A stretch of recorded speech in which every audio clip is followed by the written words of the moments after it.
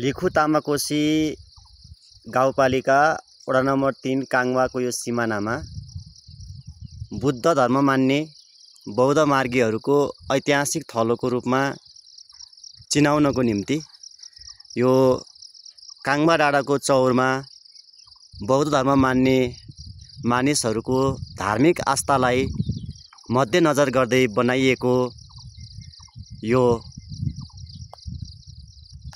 धार्मिक थलो शान्तिको अग्रदूत गौतम बुद्ध अहिंसाको स्रोत भनेर गौतम बुद्धलाई मानिन्छ।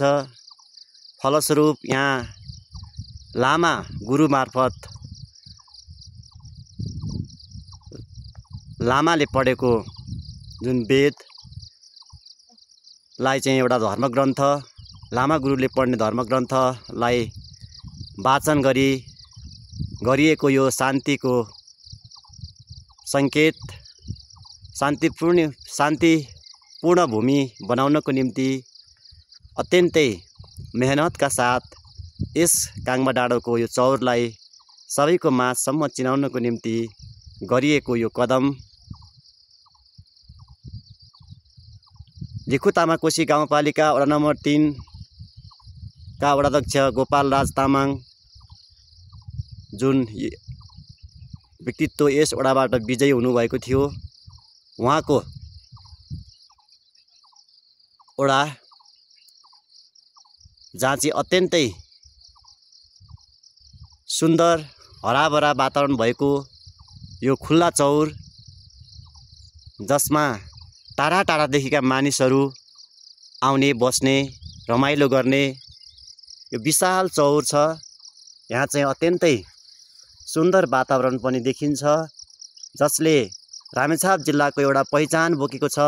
यस ठाउँलाई पर्यटकीय स्थल बनाउनको लागि ओडाले पहल गर्न सके, लिखु तामाकोशी गाउँपालिकाले पहल गर्न सके, यस काङवा डाँडाको चौर पर्यटकीय स्थल बन्न सक्ने सम्भावना बोकेको देखिन्छ। उच्च भूभागमा रहेको चिसो हावापानी, अहिले पनि गर्मी मौसममा पनि अत्यन्तै चिसो हावापानी छ। यहाँ खाएको पनि पद्ध छ, मानिसलाई अत्यन्तै आनन्दको वातावरण दिन्छ।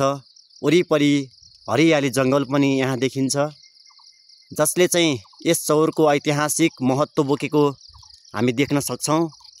लाग्छ यसलाई पर्यटकीय स्थल बनाउनको लागि यहाँ पार्किङ गर्ने लगायत आकर्षक वस्तुहरू निर्माण गरेर चाहिँ पर्यटकहरूको मन लोभ्याउन सकिन्छ।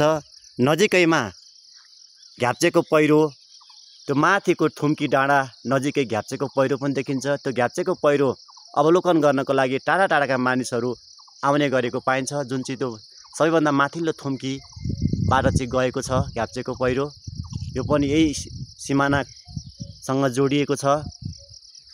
त्यसैले गर्दा आउने दिनहरूमा यो ऐतिहासिक थलो लिखु तामाकोशी गाउँपालिका वडा नम्बर 3 को काङवा डाँडोलाई ऐतिहासिक थलो बनाई शान्तिको अग्रदूत गौतम बुद्धको बीजारोपण भएको पनि सङ्केत यो लामा गुरुको ग्रन्थ वाचनबाट उहाँहरूको शान्तिको प्रतीकको ध्वजा यहाँनिर चाहिँ गाड्ने काम भएको छ, जसले चाहिँ गौतम बुद्धलाई प्रतिनिधित्व गर्दछ र शान्तिको सन्देश पनि दिएको छ।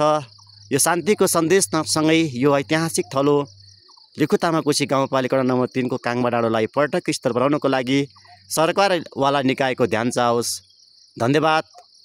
सङ्कलक मधुसुमन अधिकारी, रामेछाप मन्थल नगरपालिका वडा नम्बर 2 कठजोर। धन्यवाद।